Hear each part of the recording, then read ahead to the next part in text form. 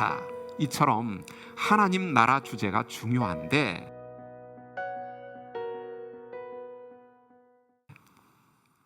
중요하죠?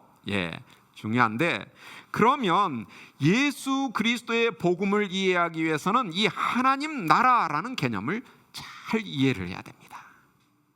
하나님 나라에 대한 개념 정리가 잘못된다면 예수 그리스도의 복음을 제대로 충분히 확실하게 정리한다는 것이, 이해한다는 것이, 깨닫는다는 것이 불가능합니다. 그래서 이 시간에, 짧은 시간이지만 과연 내가 가지고 있는 하나님 나라의 개념은 적절한가? 정확한가? 예수님 당시에 이스라엘 백성들이, 그리고 예수님께서 의도하신 하나님 나라의 개념과 내가 가지고 있는 하나님 나라의 개념은 과연 일치하는가? 다른가? 이것을 잘 확인할 필요가 있습니다.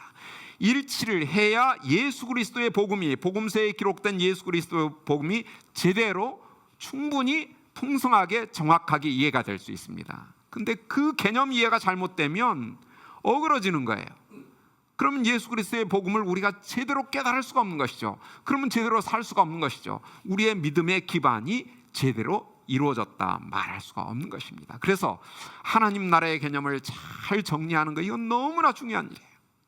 우리가 복음서를 읽어가기 전에, 사도들의 편지들을 읽어가기 전에 먼저 정리해야 될 게 뭐냐? 제일 먼저 잘 정리해야 될 것은 내가 가지고 있는 하나님 나라, 천국, 하늘나라 개념이 과연 정확하게 잘 되어 있는가를 점검해야 됩니다. 그런데 이것을 점검하려면 우리가 먼저 인정해야 될 게 있습니다. 무엇인가?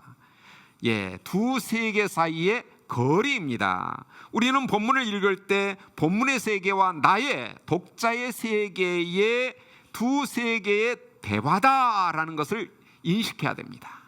근데 문제는 이 두 세계가 가까이 있으면, 겹치면 겹칠수록 이해가 훨씬 쉽습니다. 근데 이게 멀어지면 멀어질수록 이해는 희미해지게 되고 공감할 수 있는 가능성이 굉장히 약해져요. 근데 우리가 인정해야 될 것은 본문의 세계와 독자 사이에는 여러 가지의 거리들이 있다는 사실이에요. 이 거리를 무시하면 안 돼요. 인식하고 인정해야 돼요. 그리고 그 거리를 좁힐 수 있는 노력을 해야 됩니다. 공부를 해야 돼요. 어떤 거리들이 있는가 잠깐 보면요, 첫째는 시간의 거리입니다. 본문의 세계와 나의 세계, 독자의 세계, 지금 몇 년 정도의 시간이 있는 것 같습니까? 거의 2000년의 시간적인 거리가 있습니다. 시간적인 거리, 2000년의 거리, 뭐 그냥 느낌이 안 오죠? 우리나라 신라, 고구려, 백제의 어떤 그 시대보다 더 멀리 있었던 시대입니다. 2000년이면 그때 당시에 사용되던 개념이 오늘날 우리에게 제대로 이해될 수 있는가라는 질문을 던지는 거예요. 근데 2000년은 고사하고 한 5, 60년만 지나도 그때 당시에 누구나 알던 개념이 가물가물해지고 전혀 이해가 안 되는 개념들이 참 많습니다. 여러분들 혹시 오포라는 개념 들어보셨나요? 한 60년 전에 사용되던 오포, 모르실 거예요. 할아버지 할머니들은 아실 겁니다. 오포, 정오에 부는 사이렌이라고들 알고 있죠. 왱 불면 정오 12시가 되었다는 말이고, 그 말은 점심을 먹으라는 얘기입니다. 근데 이 그 강의를 들으시는 여러분들 중에 대부분은 오포라는 게 그런 게 있었어? 라고 생각할 겁니다. 근데 그때 당시에는 이 오포가 모든 사람들에게 너무나 중요한 거였어요. 왜냐하면 그 오포를 불면 이제 보릿고개에는 배급표를 가져가 가지고 그 리사무소에서 옥수죽을 타다가 점심을 먹는 시간이었거든요. 그러니까 오포 소리만 기다리는 거예요. 우리의 생명줄과 관련된 그 중요한 개념이 지금 한 60년 지나자 아는 사람이 거의 없어요. 60년, 50년, 60년 세월만 해도 잊혀져 버리는 거예요. 그 개념이 뭔지 이해가 안 돼요. 근데 사실은 정오에 부는 사이렌이 정확한 개념이 아니고요, 정오에 쏘는 대포가 원래 오포였습니다. 그래서 그 목포의 유달산에 가면 오포대라는 게 있어요. 한번 목포 가실 기회가 있으면 꼭 한번 가보십시오. 오포대. 거기에 대포가 있고 이게 정오 때마다 쏴서 목포의 사람들에게 정오임을 알리는 그런 기능을 했다. 오포대. 그게 원래 정확한 개념이에요. 근데 대부분의 사람들은 정오의 부는 사이렌으로 알고 있는 거예요. 그건 어느 정도는 맞지만 정확하게는 틀린 거예요. 그러니까 상식적인 개념과 정확한 역사적인 뿌리를 찾아가는 그 과정은 공부를 해야 알 수 있는 것입니다. 50년의 기간만 돼도 우리가 공부를 해야, 제가 이 강의를 통해서 여러분들에게 말씀드리니까 지금 이제 공부를 해서 알잖아요. 오포가 뭐냐 그러면 정오에 쏘는 대포다, 뭐 이렇게 알게 됐잖아요. 공부의 중요성입니다. 그러니까 2000년 전의 개념을 우리가 이해하려면 공부를 해야 됩니다. 그래서 지금 여러분들이 이 강의를 듣고 계시는 거예요. 이 강의를 통해서라도, 그리고 이제 이 강의는 아주 사실은 수박 겉핥기는 아니지만 맛만 보는 겁니다. 좀 더 여러분들이 책을 통해서 이렇게 여러 가지 도움을 얻어서 그 2000년의 간격을 좁히는 게 필요합니다. 또 다른 거리를 보면요, 공간의 거리입니다. 우리 그 독자들은, 한국 독자들은 한반도에 살고 있습니다. 이 본문의 세계는 지구 반대편에 있는 팔레스타인의 이야기입니다. 이스라엘의 이야기예요. 그러니까 전혀 다른 세계의 이야기를 지금 우리가 접하고 있다는 사실을 인정해야 돼요. 이 공간적인 거리도 무시할 수 없는 것이요, 우리나라 작은 땅덩어리지만 어떤 산맥을 넘느냐 넘지 않느냐에 따라서 이해가 되느냐 안 되느냐가 달려 있습니다. 혹시 여러분들 중에 마카라는 말 아시는 분 계세요? 마카 그렇게 하지 뭐. 마카 커피 아시겠어요? 모조리, 몽땅 뭐 이런 의미예요. 근데 이 말을 아는 사람들은 어디에 사는 사람들이냐? 주로 태백산맥을 중심으로 동쪽에 사는 사람들이에요. 영동 지역에 사는 사람들이, 이거 상식적인 얘기예요. 근데 영서로 넘으면 잘 몰라요. 근데 경상도에 와서는 이제 이 태백산맥이 낮아져 가지고 좀 왔다 갔다 교류를 하니까 이 태백산맥에 넘어 있는 분들도 좀 아시기도 하고 그러지만, 중요한 게 경계가 태백산맥입니다. 동쪽에 있는 분들은 속초로부터 시작해서 영덕에 이르기까지, 울산에 이르기, 포항에 이르기까지 다 알아요. 마카하면 모조리, 몽땅. 근데 우리는 마카하면 마카펜 뭐 이런 거나 알겠죠. 자, 아무튼 저는 사실 강릉에 처음 갔을 때 86년도인데요. 그때 이제 친구들하고 같이 다방회를 갔는데, 그 다방에서 뭐 마실래? 그랬더니 커피 마신다고 그러니까 딱 손을 들더니 여기 마카 커피 그러는 거예요. 그래서 저는 그때 생각할 때 여긴 벌써 모카 커피를 마시는구나, 이렇게 생각을 했는데 그게 모카가 아니고 마카였습니다. 모조리 몽땅. 이게 공간적인 거리 때문에 생기는 오해들입니다. 그러니까 전혀 이해가 안 되거나 잘못 이해되는 경우들이 허다해요. 자, 공간적인 거리, 이거 우리가 무시하면 안 돼. 이것도 역시 공부를 통해서 간격을 좁혀야 됩니다. 그런데 보다 더 실감나는 거리가 있습니다. 그건 언어의 거리예요. 우리는 한국말을 씁니다. 한국말로 하나님의 나라를 쓰는 거예요. 근데 원문은, 본문의 세계에서는 하나님의 나라가 아니에요. 뭘까요? 오늘 헬라어를 자꾸 써서 죄송합니다만 이것만큼은 잘 여러분들이 이해를 해야 돼요. 해 바실레이아 투 세우라는 표현입니다. 여기서 투 세우는 하나님이라는 거예요. 하나님의 속격입니다. 해 바실레이아, 나라라고 번역이 됐어요. 자, 그런데 여러분들, 이렇게 번역이 되고 나면 그 이해를 돕기도 하지만 오해를 불러일으키는 요소들 생깁니다. 번역의 한계예요. 그래서 제가 한번 번역의 내용 중에 마인드라는 그러한 개념을 한번 생각해 봅니다. 마인드. 여러분들 마인드 하면 영어로 번역하면 뭐라고 번역을 하죠? 마인드. 번역할 때 중학교에서 단어 시험 칠 때 뭐라고 그래요? 사전에 마음이라고 나오잖아요. 이렇게 너무 그냥 쑥스러워 하시는데 마음이라고 번역을 했습니다. 근데 이 번역이 정말 도움이 되느냐? 도움이 되죠.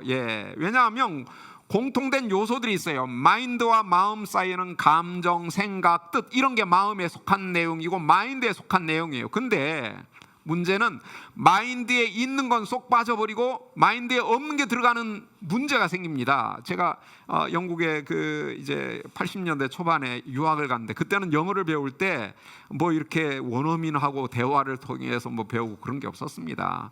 다 사전 찾아가지고 뭐 1200제라는 뭐 성문 종합 영어 뭐 이런 거 이제 제가 뭐 그 특별한 책을 그 소개하려고 그런 건 아니고요. 그때는 다 그거 가지고 공부를 했어요.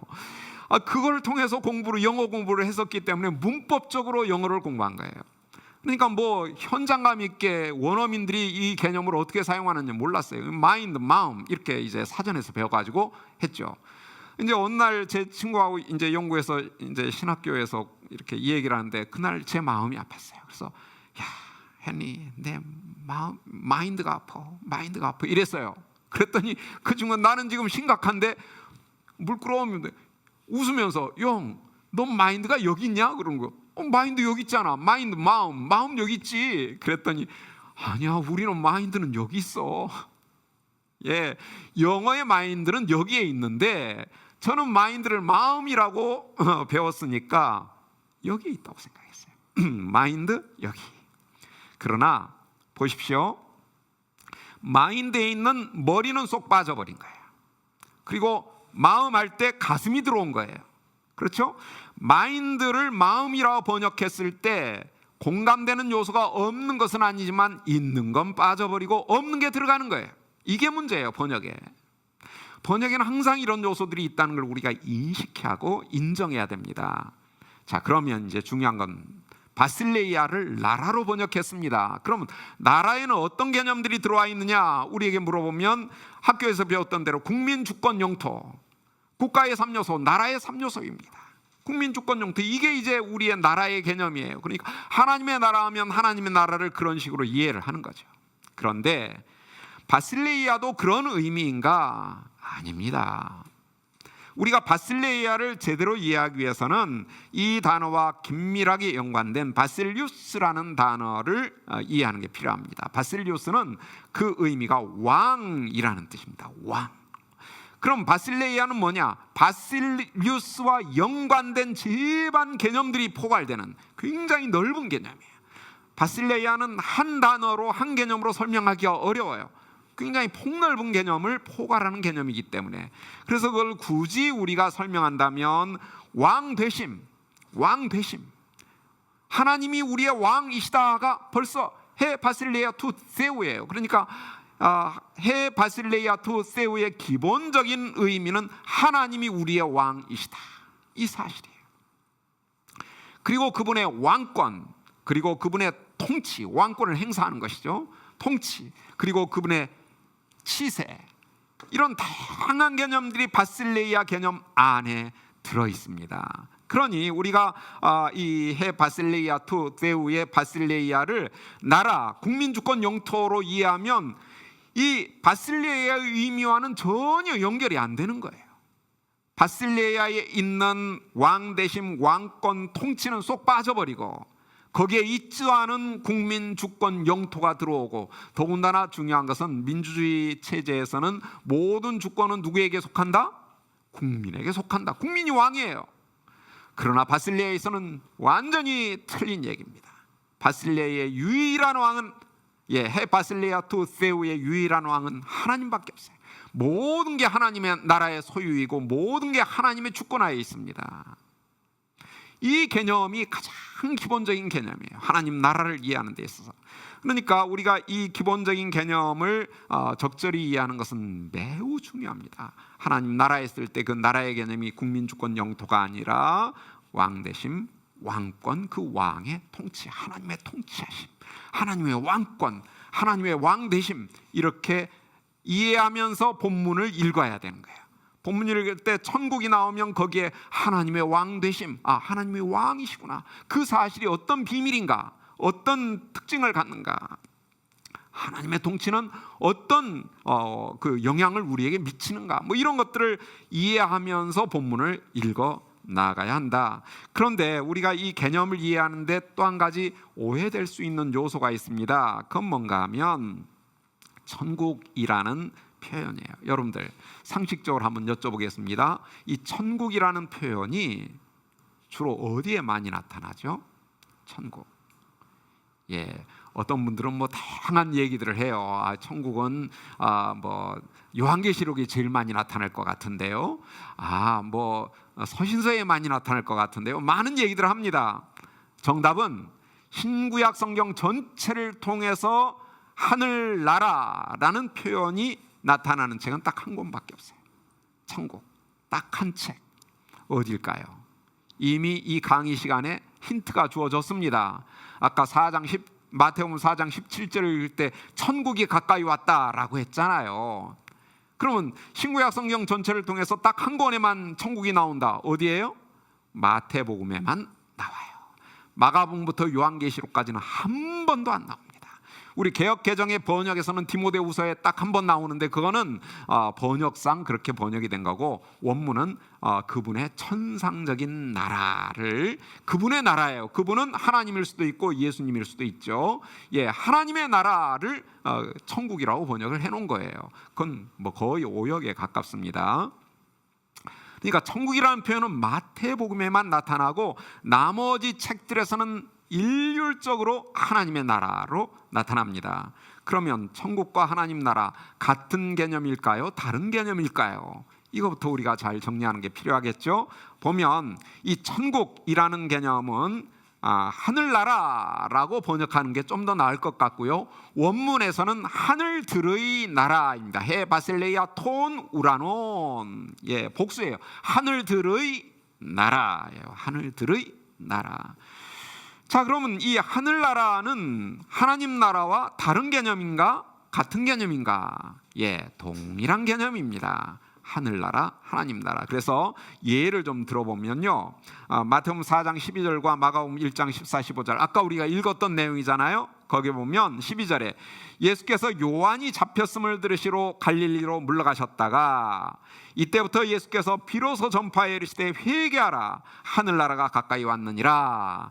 근데 마가는 이걸 어떻게 얘기하죠? 요한이 잡힌 후 똑같죠. 갈릴리에 오셔서 하나님의 복음을 전파해 이르시되 때가 찼고 하나님의 나라가 가까이 왔으니 회개하고 복음을 믿으라. 하나님의 나라가 가까이 왔다. 하늘나라가 가까이 왔다. 다른 예를 들어보면요, 비유와 관련된 내용입니다. 대답하여 이르시되 하늘나라의 비밀을 아는 것이 너희에게는 주어졌으나 그들에게는 아니 되었나니. 마가는 하나님의 나라의 비밀을 너희에게는 주었으나 외인에게는 모든 것을 비유로 하나니. 동일한 말씀이 하늘나라의 비밀, 하나님 나라의 비밀로 소개됩니다. 사실은 마태 자신도 이 사실을 알고 있어요. 하늘나라가 하나님 나라다라는 건 잘 알고 있어요. 그래서 마태복음 19장 23, 24절을 보면 예수께서 자신의 제자들에게 말씀하셨다. 번역을 좀 달리 했습니다. 내가 진정으로 너희에게 말하니 부자는 하늘나라에 들어가기가 어렵다 하신 다음에 곧 이어서 내가 다시 너희에게 말하니, 다시라고 그랬어요. 똑같은 말이란 말이에요. 낙타가 바늘기로 들어가는 것이 부자가 하나님 나라에 들어가는 것보다 쉽다. 하늘나라를 하나님 나라로 바꾸어서 얘기합니다. 하늘나라인데 이걸 좀 더 강조하려고 하나님의 나라라고 한번 풀어주신 거예요. 마가복음에서는 어떻게 됐을까요? 당연히 둘 다 하나님 나라입니다. 예, 재산을 가진 자들은 하나님 나라에 들어가기가 어렵다. 부자가 하나님 나라에 들어가는 것보다 쉽다. 하나님 나라, 하나님 나라. 근데 마태는 거기에 첫 번째 가르침을 부자는 하늘 나라에 들어가기 어렵다라고 바꾸는 거예요. 그러니까 마태에게서는 하나님 나라가 곧 하늘 나라인 거예요. 하늘 나라는 곧 하나님 나라인 거예요. 그러면 우리가 개념 정리를 해보십시다. 천국이라는 개념이 우리 개역개정 마태복음에는 많이 나옵니다. 근데 이 천국이라는 개념은 유대인들을 대상으로 한 마태복음에만 나타난다라는 사실을 우리가 기억해야 돼요. 그리고 이 천국은 하늘나라다라는 개념으로 바꿔 이해해야 되고요. 근데 다른 복음서에는 마태복음과 달리 언제나 하나님 나라라고만 표현되고 있다는 사실은, 하늘나라는 유대인들에게만 이해될 수 있는 거구나, 이방인들에게는 오해될 수도 있겠구나. 그래서 이방인들도 읽을 수 있는 신약의 모든 26권의 책에서는 항상 하나님 나라라고만 나타나는구나 라는 걸 우리가 인정해야 되겠죠. 그래서 하늘나라는 유대인들에게 의미 있는 개념이고요. 유대인들에게 하늘나라는 어떤 의미가 있었느냐? 하나님의 나라의 의미가 있었습니다. 그러니까 우리는 유대인입니까? 이방인입니까? 우리는 민족적으로는 이방인이잖아요. 그러면 이방인에게 하늘나라는 오해의 가능성이 있으니까 하늘나라를 하나님 나라로 바꾸어 이해하는 게 필요합니다. 그래서 여러분들 마태복음 읽을 때 천국은 이렇게 나올 때 하나님의 나라는 이렇게 이해를 해야 되고요. 그렇게 이해하면서 한 걸음 더 나가야 돼요. 하나님의 나라에서 끝나면 안 돼요. 나라의 개념을 또 바꿔야 돼요. 그래서 어떻게 바꿀까요? 하나님의 왕되심, 하나님의 통치 이렇게 바꿔서 이해해야 돼요. 그래야 이 먼 거리를, 그렇죠? 2000년의 시간의 거리, 지구 반대편의 거리, 언어의 거리를 좁힐 수 있는 가능성이 생기는 거예요. 그래서 우리가 예수 그리스도의 복음을 제대로 이해하기 위해서는 하나님 나라, 천국이라는 개념을 항상 하나님의 왕되심, 하나님의 통치하심, 이렇게 이해하는 것이 필요하다. 이런 원리를 우리가 잘 하고, 근데 이게 한번 강의 들어서 바꿔지질 않습니다. 강의 딱 끝나고 나면 그 다음에 또 얘기할 때 우리 천국 뭐 이렇게 천국이 한 걸음 더 나가면 천당까지 얘기를 해요. 이거는 정말 성경을, 예수 그리스도의 복음을 곡해하고 오해하는 거예요. 그렇게 되면 예수 그리스도의 복음의 의미가 잘 드러나지 않는다는 사실을 우리가 꼭 명심하는 게 필요하겠습니다.